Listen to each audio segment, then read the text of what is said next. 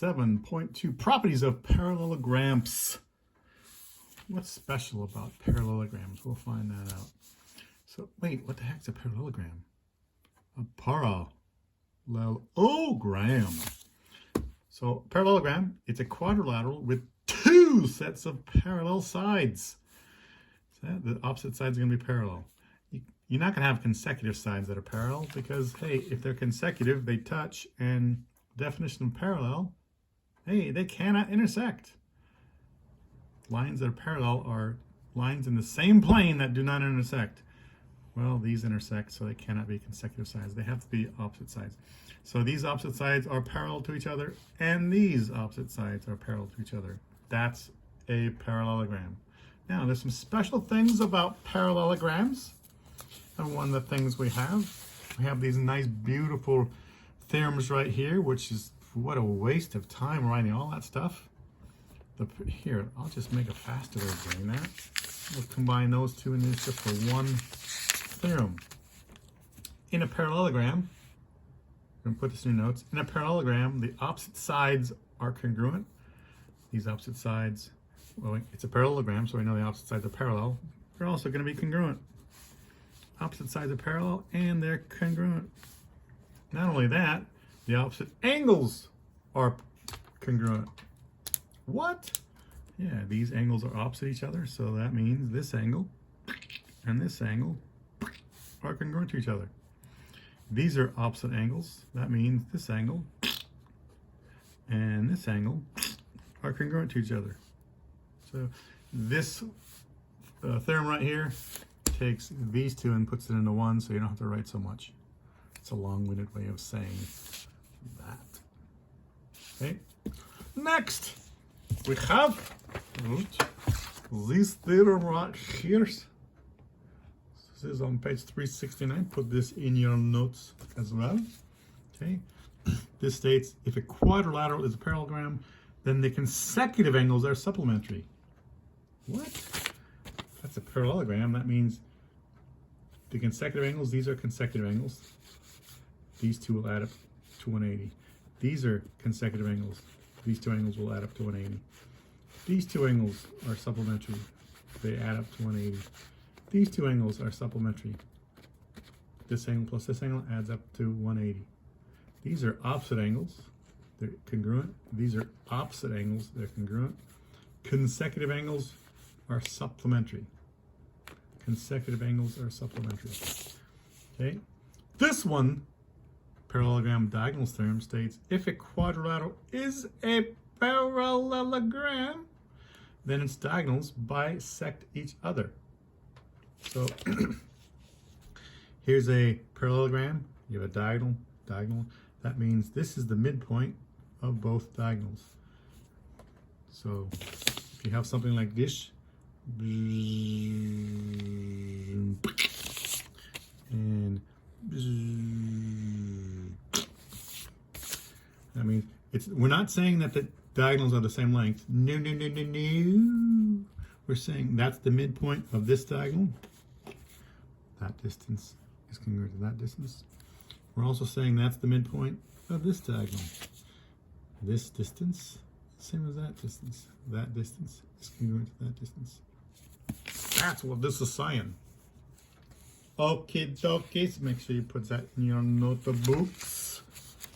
Hey, look at that. Sorry, one more. Hey, look at that. Let's try some problems out. Question number 3. We have something like this. And you have to find the value of each variable in the parallelogram. So here's a parallelogram. You have to find the value of the x and find the value of the y. Since this is a parallelogram, the opposite sides are right here. Congruent. So that means x is 12 and y, these are opposite sides, and y equals 15. Beautiful, look at that. Bam, ba, bam, ba, bam, ba, boom. Oh, we forgot. What did I forget? Oh, 12 what? Inches. Make sure you put those units, 15 watt inches. Make sure you put those units. Don't have naked units like I had before. That was 3A. Hey, that means it's similar to 3. Not the exact same thing. It's similar. Very close. Question 7A. This is going to be a parallelogram. You have to find the measure of the indicated angle in the parallelogram. Find the measure of the angle B. So we have parallelogram here. We know the opposite angles are congruent. So if that's 120, that's a 120. The consecutive angles are supplementary. This angle plus this angle equals 180. So 120 plus what equals 180?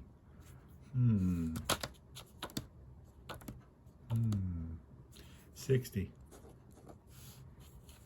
Opposite angles are congruent.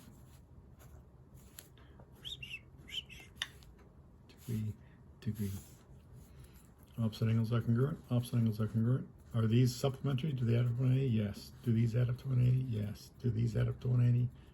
Yes. Do these add up to 180? Yes.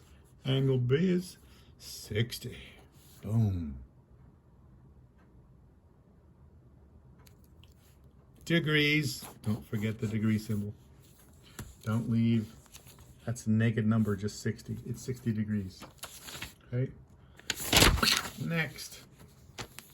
This is the parallelogram. LMNQ is the parallelogram. Describe and what? So, wait, it finds the value.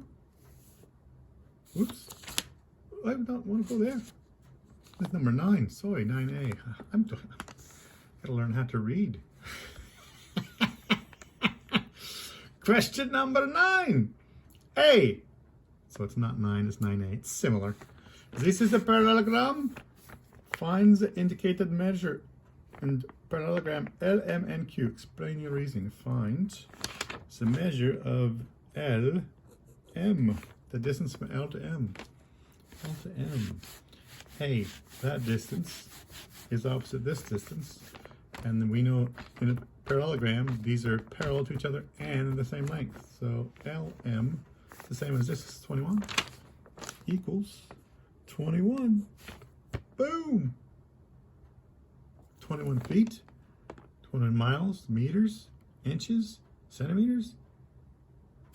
21, since it's not listed, 21 units. Boom, boom, boom, boom. Hey, what would this be? If that's 13, what would this be? 13 units. If that's 115 degrees, what would the measure of this angle be? 115 degrees. Beautiful. Okay. Next, we have number 25. Number 25. It says, find the coordinates of the intersection of the diagonals of the parallelogram with the given vertices. Find the coordinates of the intersection of the diagonals of the parallelogram with the given vertices. So here, it's right here. So we have, that's a 0, 0. We have negative 2, 5. We have, what's W? X is 2, 5. That's X. That's 2, 5. That's X. And 0, that's Z. And Y is 4, 0. Find the coordinates of the intersection of the diagonals. Well, okay. This diagonal and this diagonal, they meet right there. We have to find that coordinate. What? How do you find that coordinate? Wait a minute. If only there's a formula. What would that formula be called? We have to find the midpoint. There's got to be some formula to find the midpoint. What's the name of that formula to find the midpoint? Huh. Huh. This distance, same as that. This distance, same as that. If only we had a formula to find that. Right? Well, I'm sure it's in your notes because you take great notes. You could either use these two coordinates to find the midpoint, or you may use these 2 points to find the midpoint. You'll get the same answer if you do it properly. All right, you do that because I know you can find the formula for the midpoint. It's somewhere in your notebooks. Okay. Oh, hey, we got it done. Voila! Adios, muchachos.